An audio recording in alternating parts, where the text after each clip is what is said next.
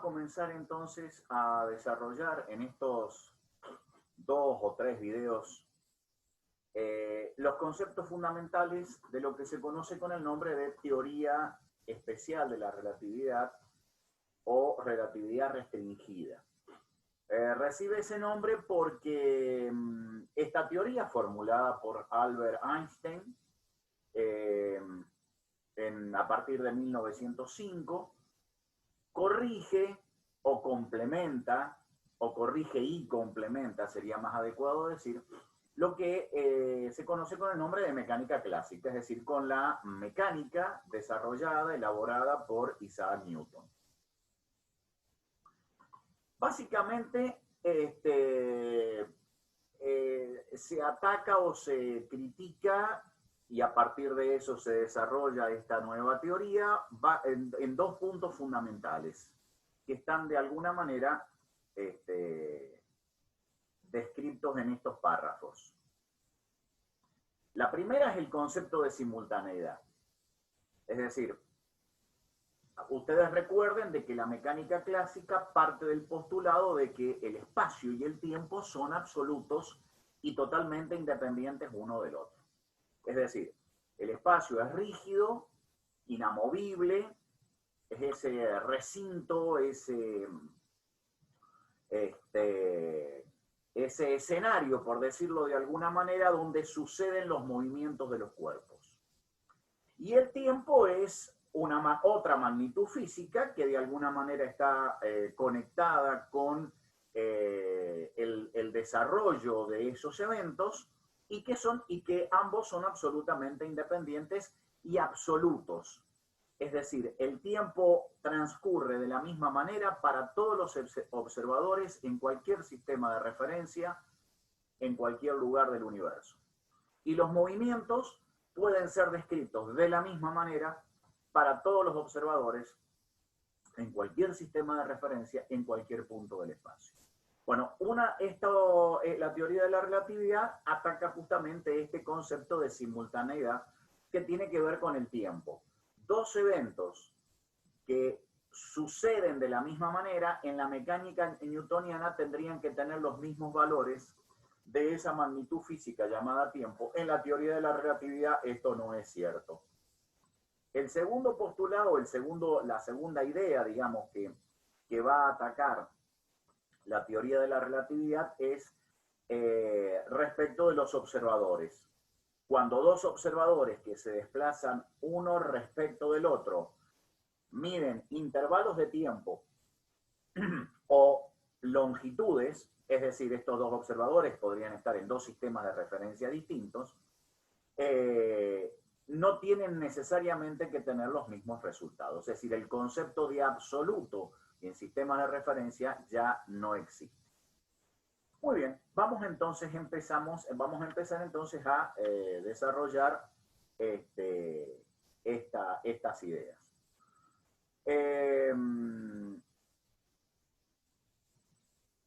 Entonces, empecemos por la invariancia de las leyes físicas. Invariancia significa que no se modifican.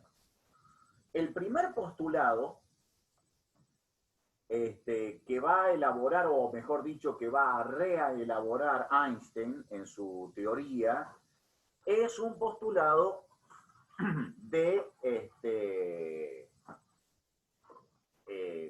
es un postulado de invariabilidad de las leyes físicas, que también venía de Newton, obviamente. Newton decía, y otra vez el alumno recordará, de que Newton decía que todas las leyes de la física, todas las leyes de Newton, de la mecánica de Newton, básicamente y fundamentalmente la segunda ley de Newton, era absolutamente invariable, es decir, era exactamente lo mismo, tenían la misma estructura para cualquier sistema de referencia que sea inercial, para cualquier conjunto de sistemas de referencia que sean inerciales.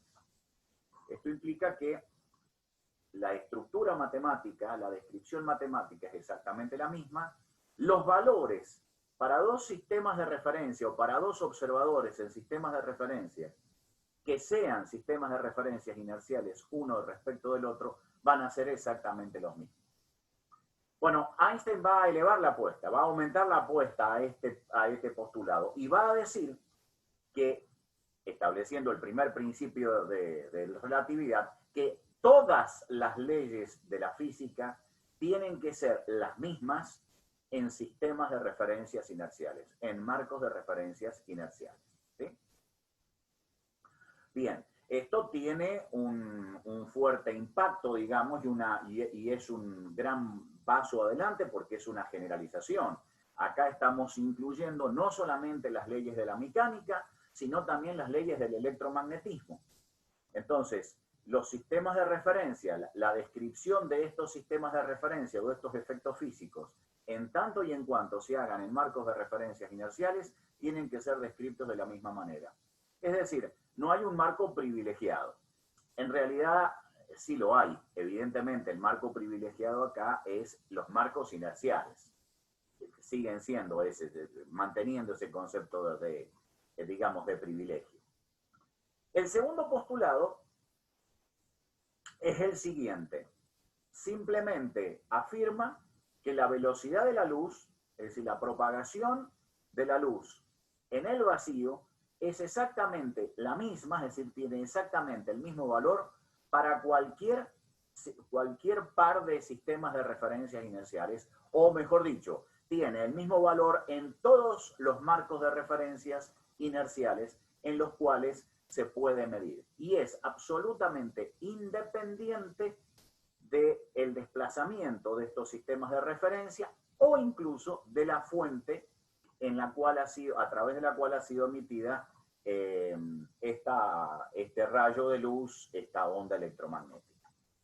Esto va a generar, este segundo postulado va a tener implicancias tremendas justamente en la descripción de los sistemas dinámicos y va a llevar a cambios muy profundos que nos van a hacer entender, digamos, el funcionamiento del universo.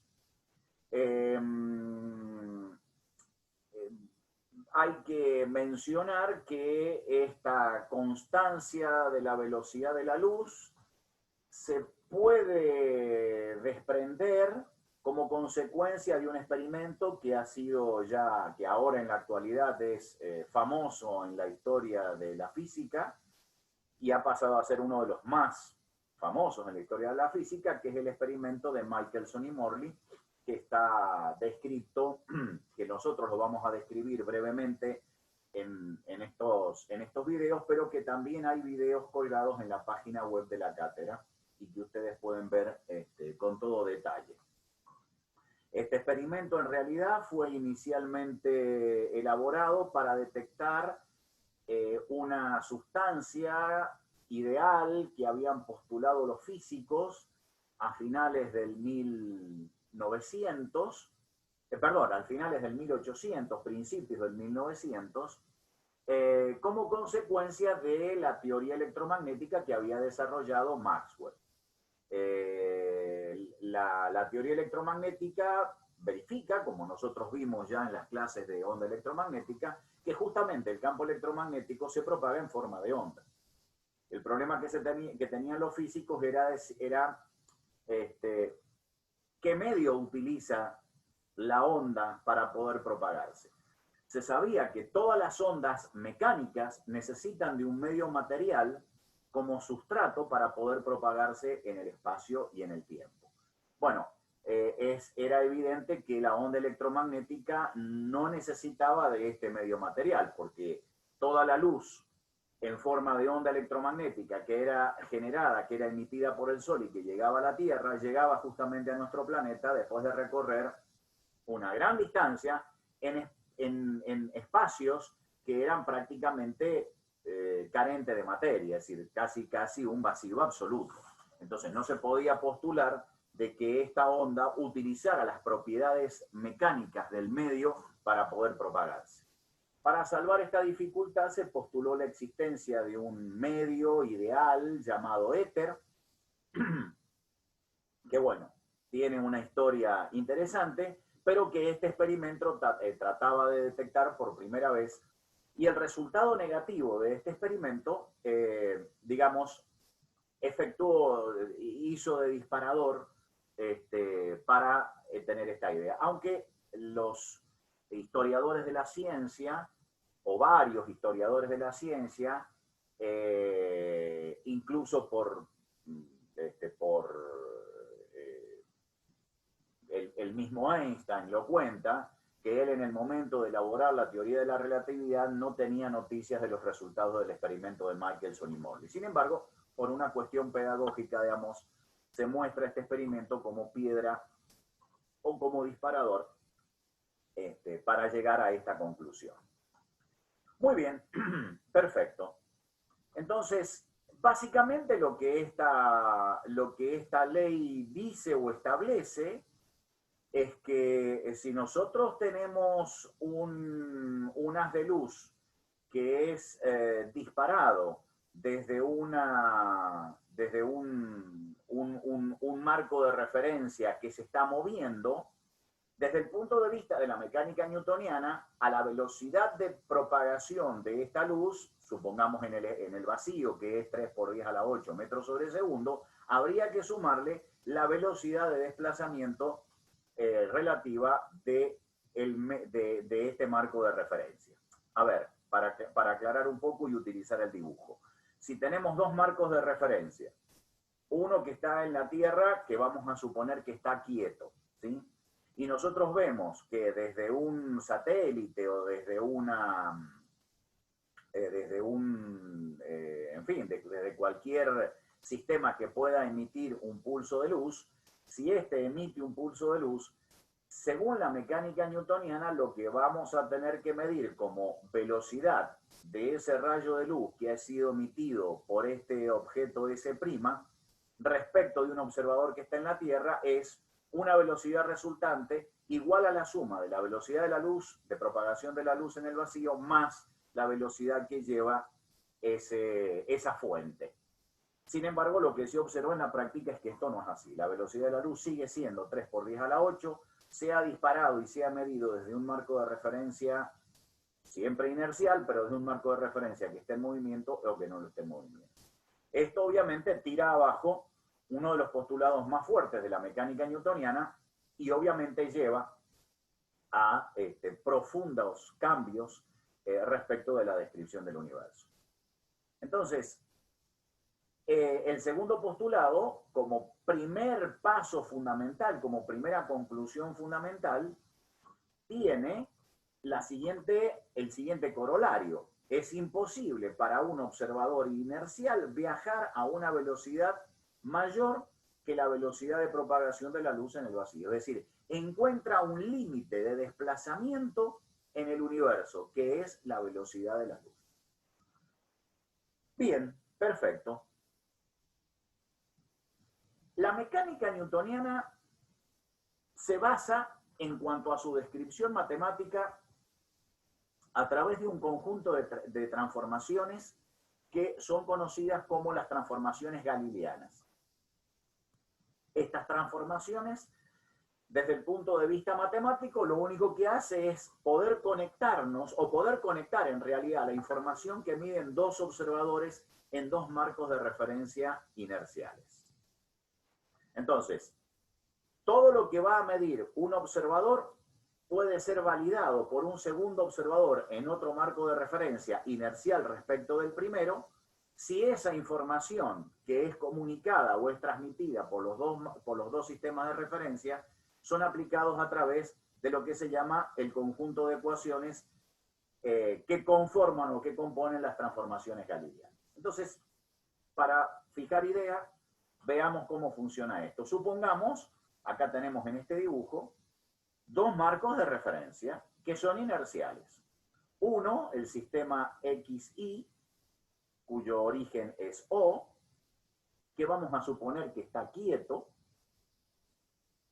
inmóvil, y otro, el X' y', el marco de referencia primado, con origen O', que se está moviendo, se está desplazando con una velocidad constante U. Debido a que la velocidad de desplazamiento relativa del sistema primado respecto del no primado es constante, entonces estamos en la condición de que los dos marcos de referencia son efectivamente inerciales.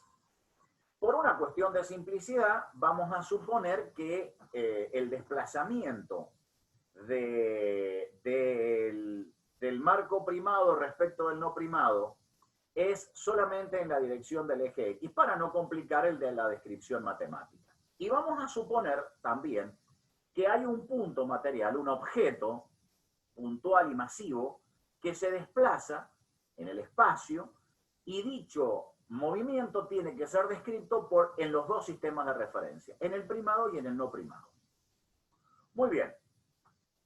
Evidentemente, la posición del punto P respecto del sistema no primado va a estar dado por la información de 4 números, en realidad en este caso particular serían 2, cómo va cambiando la coordenada X, la coordenada Y y el tiempo.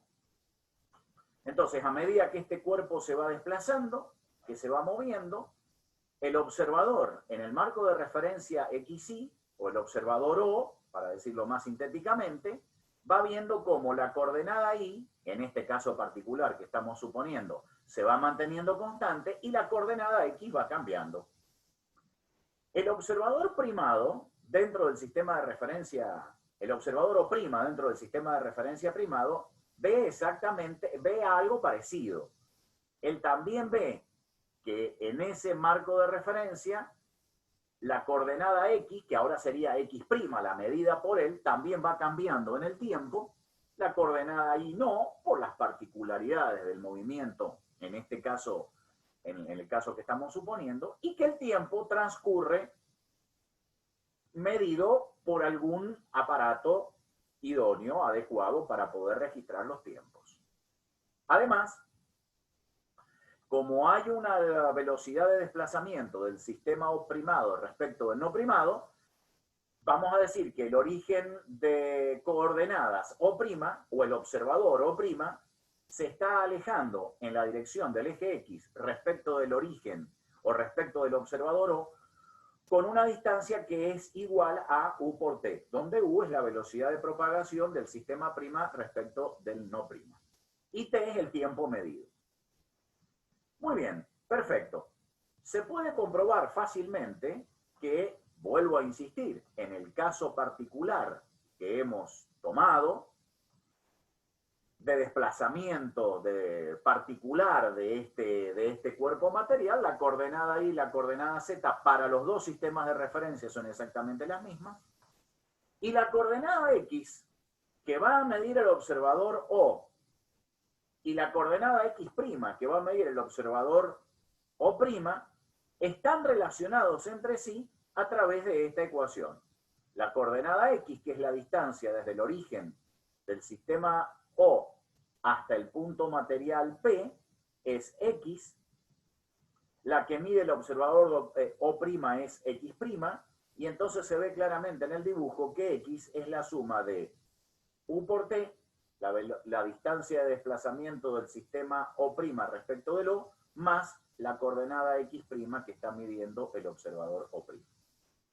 A este conjunto de ecuaciones que me está dando la conexión que hay entre las coordenadas espaciales medidas por el observador O y por el observador O', se lo llama transformaciones galileanas para las coordenadas. Además, está faltando el tiempo. En este caso, dentro de la concepción newtoniana de la evolución de los sistemas físicos, el tiempo que mide el observador O y el tiempo que mide el observador O' son exactamente iguales. ¿Sí? Muy bien. Si ahora estoy interesado en calcular, por ejemplo, la velocidad de desplazamiento del punto P que mide el observador O y el observador O', lo único que tengo que hacer es derivar respecto del tiempo X, la coordenada X, para obtener Bx, es decir, la velocidad que está midiendo el observador O, acá lo tenemos, y que si utilizamos las ecuaciones de la transformación galileana, la derivada de x respecto del tiempo va a ser igual a la derivada de x' respecto del tiempo más u. Siendo esto la velocidad que mide el observador O del punto material P y esto la velocidad que está midiendo el observador O' en el sistema de referencia primado, entonces se obtiene rápidamente y de una manera muy sencilla las transformaciones de Galileo para las velocidades.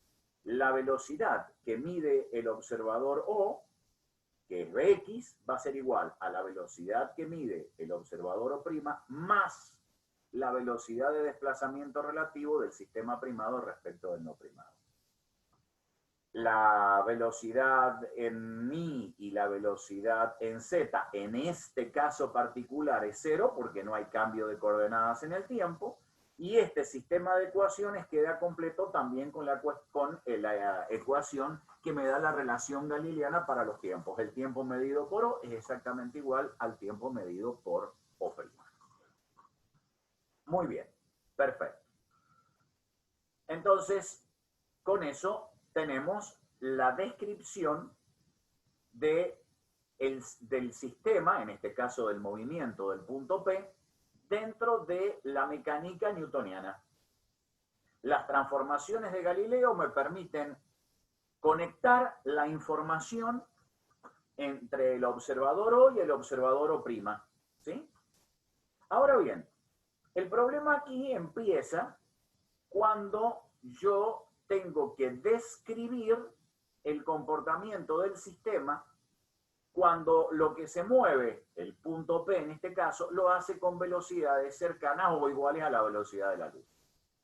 Y entonces ahí empieza a haber un cambio en la descripción del movimiento que nos va a llevar justamente a las consecuencias que tiene la teoría de la relatividad. Entonces, empecemos analizando el primero de los, digamos, la primera cuestión, el primer punto que cuestiona fuertemente la teoría de relatividad, que es el concepto de simultaneidad, ¿sí? Entonces, para eso tenemos que definir qué significa la simultaneidad. Entonces, rápidamente describamos el ejemplo que está aquí figurado en el libro. Supongamos que nuevamente tenemos dos observadores que son inerciales. Acá tenemos un observador O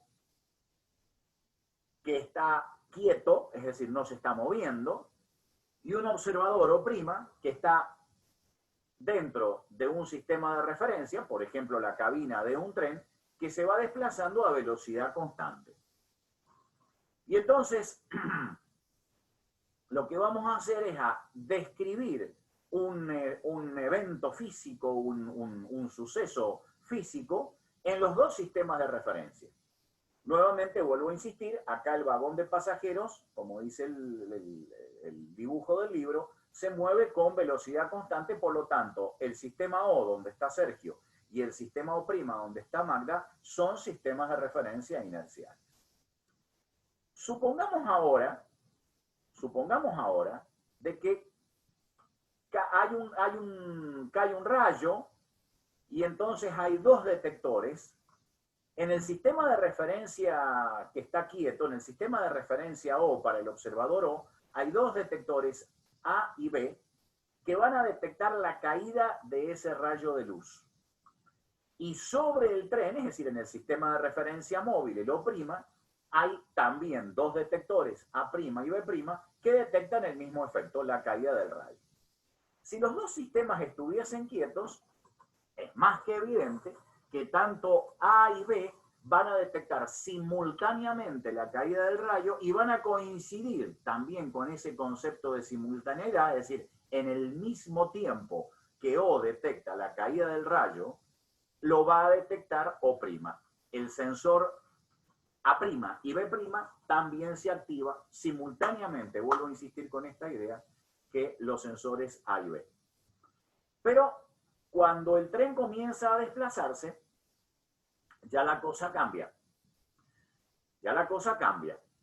Dentro del vagón, el observador O', en este caso Magda, se desplaza hacia la derecha, es decir, va al encuentro del detector B', ¿sí?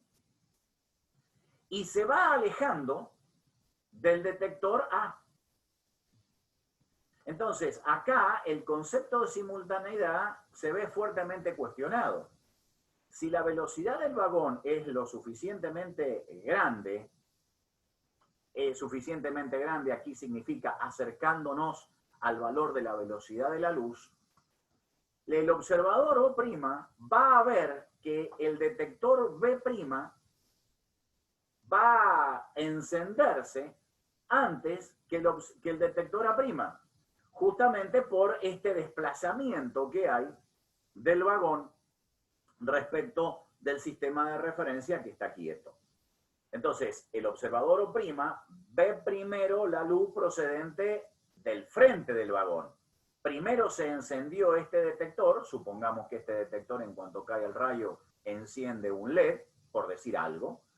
Entonces, primero está viendo la señal emitida por B' y después, al cabo de un cierto tiempo, al cabo de un cierto retardo, va a ver la señal que llega del detector A' debido al movimiento de ese sistema de referencia. Por lo tanto, lo que va a describir el observador O y lo que va a describir el observador en O' son distintos. Lo que para el observador O es simultáneo, los dos detectores A y B se encienden al mismo tiempo, el O' no es así. Primero se enciende el B' y después se enciende el A'. Bueno, este concepto de simultaneidad, entonces, hace ver de que lo que es simultáneo para un observador no lo es para otro, a pesar de que están en sistema de referencias inerciales. Y entonces esto nos lleva a una primera y profunda conclusión, que es esta: relatividad de los intervalos de tiempo. Veamos. Supongamos otra vez el mismo escenario. Ahora vamos a cambiar un poco la situación. Supongamos que tenemos al observador O en un sistema de referencia que vamos a suponer arbitrariamente quieto, y un observador en O' que está sobre el sistema de referencia móvil, pero como se mueve con velocidad constante respecto de O, son sistemas de referencia inerciales. La descripción que van a hacer ambos observadores del experimento es la siguiente. Hay una fuente de luz, un rayo láser, por ejemplo, que está ubicado en el piso de este vagón de tren y que va a emitir un haz de luz, va a chocar con un espejo que está en el techo y va a regresar. Se le pide a ambos observadores que describan lo que están viendo. Incluso, no solamente viendo, en física la palabra ver es sinónimo de medir, ¿sí? Bueno, lo que ve el observador en O' es que el rayo sale de la fuente, repito, que está en el piso del vagón, recorre una distancia equivalente a la altura del vagón, acá está indicada como D, ve rebotar el rayo en el espejo y ve regresarlo a la fuente. Quiere decir que el rayo de luz para el observador O' ha recorrido una distancia, desde que fue emitido hasta que regresó a la fuente, de 2 veces la distancia de. Pero el observador que está en O, en el sistema de referencia O, el observador que está quieto respecto de O', ve una cosa completamente distinta.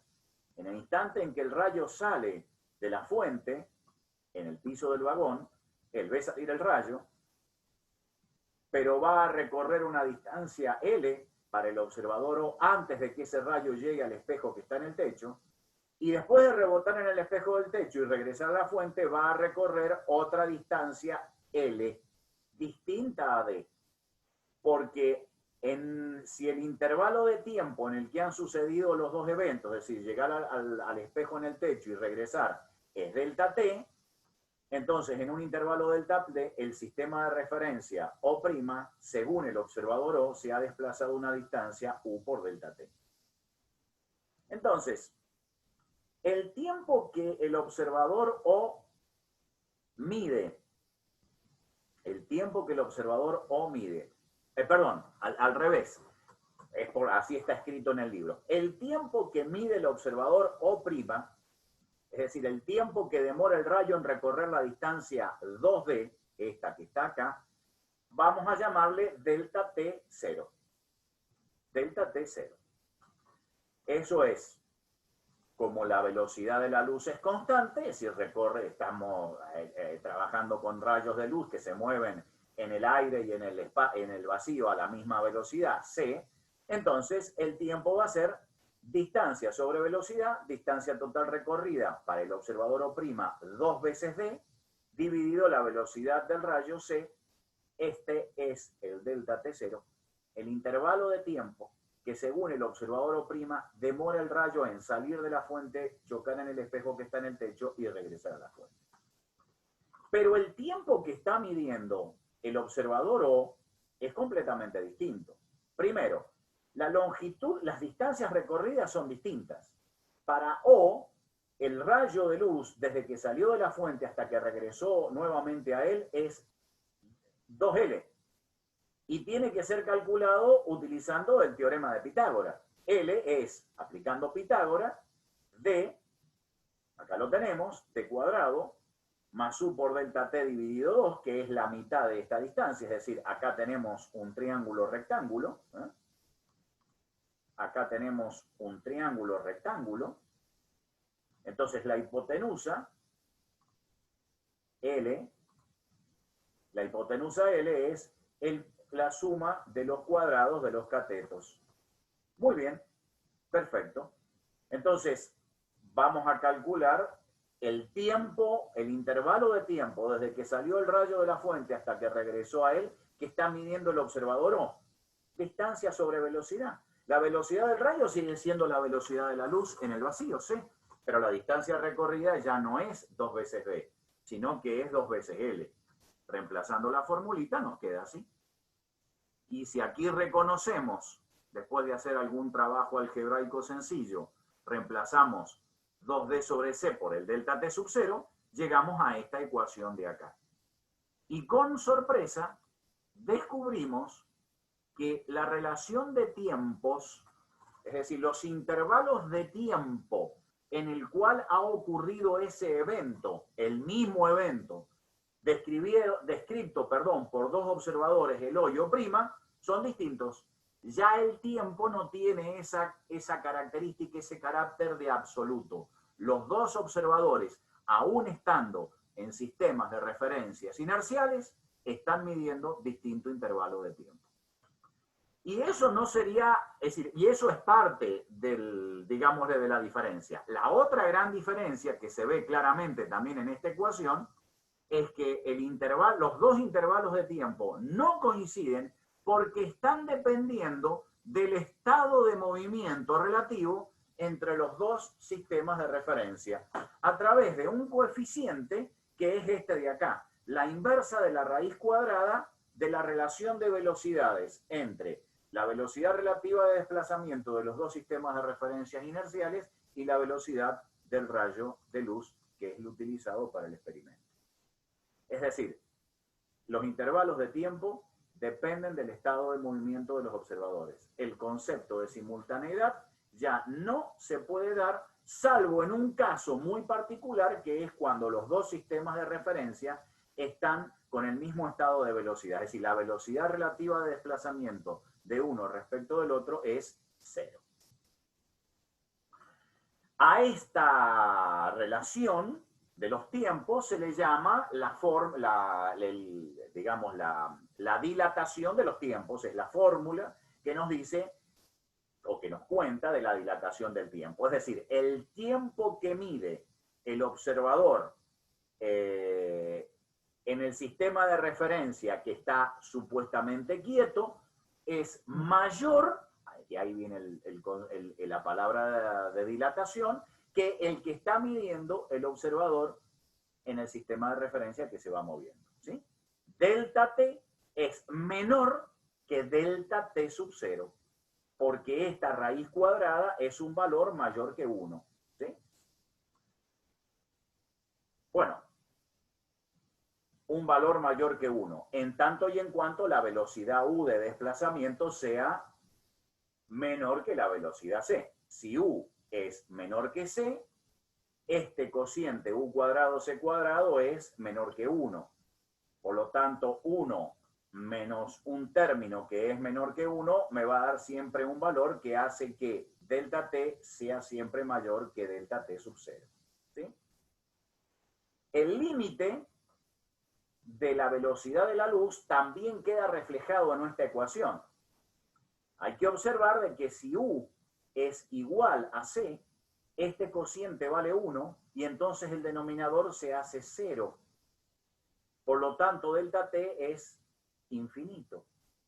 Eso significa que si el evento que estamos analizando está ocurriendo entre dos sistemas de referencia inerciales, pero uno se mueve respecto del otro con una velocidad exactamente igual a la velocidad de propagación de la luz, el tiempo que va a medir el observador que está en el sistema de referencia O es infinito. Y obviamente también aparece el límite de la velocidad de la luz como velocidad máxima. Porque si U llega a ser mayor que C, este término U cuadrado, C cuadrado, es mayor que 1. Y entonces la raíz cuadrada queda, la raíz cuadrada de un número negativo queda imaginario. El tiempo imaginario no existe en la física.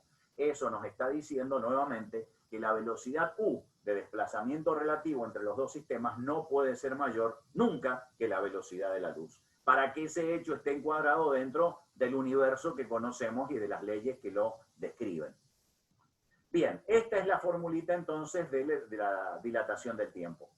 Este término, 1 sobre la raíz cuadrada de este término 1 menos u cuadrado c cuadrado, aparece tantas veces en las ecuaciones relativistas que directamente lo simbolizamos con la letra gamma, ¿sí? Entonces, la ecuación de dilatación temporal la podemos escribir sintéticamente de esta manera. Bueno, acá tenemos una gráfica del valor que toma gamma en función de la velocidad u. Vemos que a medida que la velocidad u va creciendo y acercándose al valor de la velocidad de la luz, ese coeficiente gamma va creciendo de valor. Hay que notar de que el valor de gamma prácticamente se mantiene igual a 1, es decir, no hay diferencia entre el tiempo medido por el observador O y el tiempo medido por el observador O', y solamente las diferencias comienzan a ser observables o comienzan a ser importantes cuando la velocidad U alcanza el valor de 0,5 de la velocidad de la luz. En realidad, recién ahí, cuando la velocidad de desplazamiento relativo es la mitad de la velocidad de la luz, ya el valor de gamma comienza a despegarse del valor 1. Y entonces, los valores, digamos, los valores de delta t y de delta t sub 0 comienzan a ser importantes a partir prácticamente de 0,75 de la velocidad de la luz.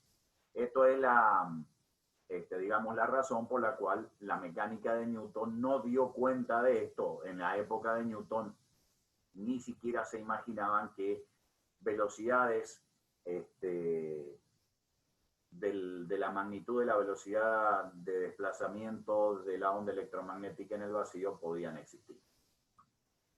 El tiempo delta t sub 0 se le llama generalmente tiempo propio porque es el que mide el observador que está en el marco de referencia, digamos, que se va moviendo.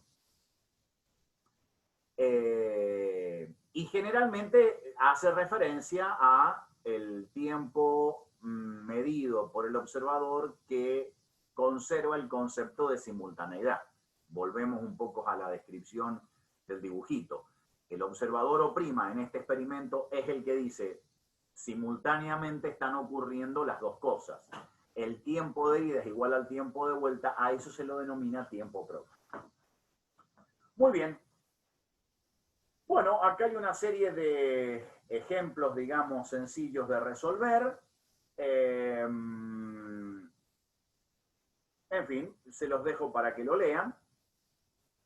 Acá está comentada la paradoja de los gemelos, ¿sí? El hecho de que si realmente pudiéramos hacer que, por ejemplo, el observador O' viajara no en un tren, sino en una nave espacial que pudiera desplazarse, vuelvo al gráfico, a velocidades cercanas a la velocidad de la luz, es decir, donde el valor de gamma ya es lo suficientemente alto como para generar una discrepancia entre delta T y delta T sub 0, se podría llegar a la posibilidad de que el astronauta, el viajero que está dentro de la nave espacial, desplazándose a velocidades cercanas a la luz, viaje a su futuro. Porque si él hiciera este viaje a una estrella cercana, a velocidades cercanas a la de la luz, cuando para él ha transcurrido un tiempo de un año, por ejemplo, para el observador que queda en Tierra y que es el que está, digamos, en el sistema de referencia, o ha transcurrido mucho tiempo.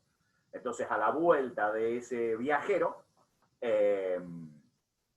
encontraría que tanto todas las personas que conoció y que lo despidieron de su viaje ya están muertas. Es decir, estaría viajando hacia un futuro, ¿sí? Bueno, muy bien. Ahí entonces está, digamos, comentado esto de la paradoja de los gemelos, que en fin, se los dejo a ustedes para que lo vean. Vayamos con la relatividad de las longitudes. ¿Qué pasa con las longitudes? ¿Sigue siendo válida las transformaciones galileanas? Ya vimos que en el tiempo no. Bueno, para las longitudes hagamos lo mismo. Postulemos que hay un observador en un sistema de referencia móvil O' y otro en un observador en un sistema de referencia O que está quieto respecto de O'. El sistema de referencia O' se mueve como siempre, en los ejemplos que hemos venido analizando, a una velocidad constante U. Luego los dos sistemas de referencia son inerciales. Ahora, el experimento que vamos a describir o que le vamos a pedir a los dos observadores que describan es este. Una fuente de luz, que podría ser una fuente láser, está colocada en el extremo de una regla graduada y en el extremo inicial y en el extremo final un espejo. Entonces el rayo de luz va a ser emitido en un determinado instante por la fuente, va a rebotar en el espejo y va a volver. La longitud de esa regla es L sub 0. Y entonces otra vez, le pedimos al observador en S' y al observador O en S que nos describan ese movimiento. La persona que está sobre el vagón, es decir, en el sistema de referencia móvil, el observador O', dice que el rayo de luz fue emitido por la fuente en un instante de tiempo, recorrió una distancia L sub 0, se encontró con el espejo, rebotó y volvió a la fuente. La distancia total recorrida por ese rayo de luz en ese sistema de referencia, el O', el sistema de referencia móvil, es 2 veces L sub 0. Lo que ve el observador en O es distinto, porque como él está viendo no solamente el evento que se está produciendo en el vagón, sino además está viendo el vagón que se va corriendo, él dice, el pulso de luz fue emitido, recorrió una distancia no L sub 0 hasta encontrar el espejo, sino una distancia L, porque el vagón se va corriendo hacia adelante a una velocidad U. Cuando encuentra al espejo, lo está haciendo a una distancia D total, que es L más U por delta T1, siendo delta T1 la distancia, el tiempo, perdón, desde que el pulso fue emitido hasta que encontró al espejo. Entonces, lo que el observador en S dice es la distancia, la longitud, acá, durante el intervalo de tiempo delta T1, que es desde que se disparó el pulso hasta que encontró el espejo, la distancia total recorrida por ese rayo de luz, nuevamente, desde que fue emitido por la fuente hasta que encontró el espejo, es esta, L más U por delta T1. Otra vez, el pulso viaja a una velocidad C. es un rayo de luz. ¿Sí? Muy bien. Obviamente, también se podría haber puesto esto en términos de distancias y de tiempos y de velocidades. Ahora bien, el rayo de luz, para poder regresar, choca en el espejo y regresa, y a la fuente también la va a encontrar a otra distancia. ¿Sí? Entonces, combinando las ecuaciones 3.10 y 3.11, combinando estas dos ecuaciones, tenemos que el delta T1, nuevamente, el intervalo de tiempo delta T1 es el intervalo de tiempo desde que la luz salió de la fuente hasta que encontró al espejo o hasta que chocó en el espejo, se puede deducir a través de una álgebra sencilla, delta T1 igual a L dividido C menos U. Muy bien. Ahora bien, de la misma manera, ahora el rayo de luz que encuentra el espejo se refleja en él y regresa a la fuente, pero lo va a hacer en un tiempo distinto. Ese tiempo es delta T2. Y el delta T2 va a ser igual a la distancia recorrida, distancia total recorrida por el rayo de luz desde que chocó en el espejo hasta que encontró la fuente. Vamos a decir que es L, esta longitud L de acá, dividido la velocidad C de la luz más U. Bueno, evidentemente el tiempo total de observación desde que el rayo salió de la fuente hasta que regresó a él es la suma de los dos intervalos de tiempo. Acá los tenemos. Y haciendo una álgebra sencilla, vemos, llegamos a esta ecuación, de aquí podemos pasar a esta otra ecuación, y como delta L0 sobre C era la longitud L0 inicial de la regla, entonces encontramos una fórmula que me dice cómo se vinculan, cómo tienen que relacionarse la longitud que mide el observador en el sistema de referencia que está quieto y la longitud que mide el observador en el sistema de referencia que se está moviendo. Y otra vez vemos que aparece ese coeficiente que es la raíz cuadrada, que como nosotros hemos definido al coeficiente gamma como la inversa de la raíz cuadrada, entonces acá en la relación de longitudes aparece en el denominador. Entonces L, que es la longitud medida por el observador que está quieto, es igual a la longitud medida por el observador que se está moviendo dividido el coeficiente gamma.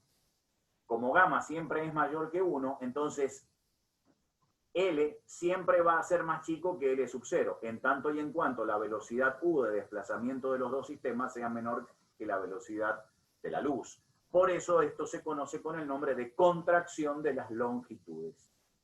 Otra vez, si U fuese exactamente igual a la velocidad de la luz, es decir, si el sistema de referencia móvil se estuviera moviendo respecto del fijo a la velocidad de la luz, entonces la raíz cuadrada daría valor 0, por lo tanto,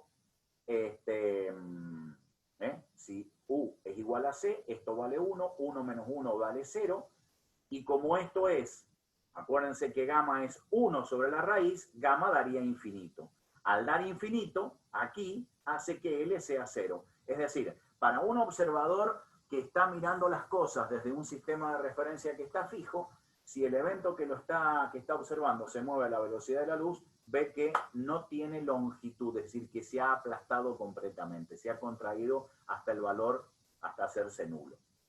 Bueno, este conjunto de ecuaciones, bueno, otra vez, por similitudes con a cómo le llamábamos al delta T sub 0 tiempo propio, a L sub 0 le llamamos longitud propia. ¿Sí? Bien.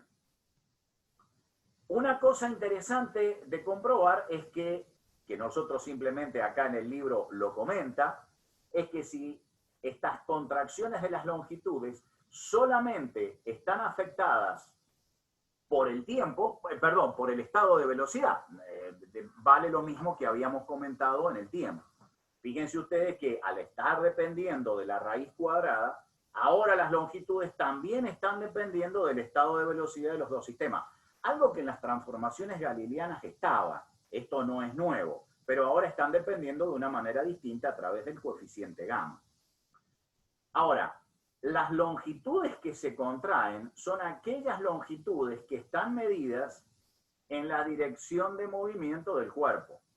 Las direcciones perpendiculares a la dirección de propagación del evento, digamos, no se contraen, no están dependiendo del estado de velocidad. ¿Sí? Esto es lo que está comentado acá. No hay contracción de longitudes perpendiculares a la dirección del movimiento relativo de los sistemas de coordenadas. Bien. Acá entonces hay algunos ejercicios interesantes y acá tienen algún comentario también que es importante leer y dejamos preparado para un próximo video arrancando desde acá. Las dos ecuaciones que acabamos de ver se conocen con el nombre de las transformaciones de Lorentz, que es lo que vamos a ver en un próximo video.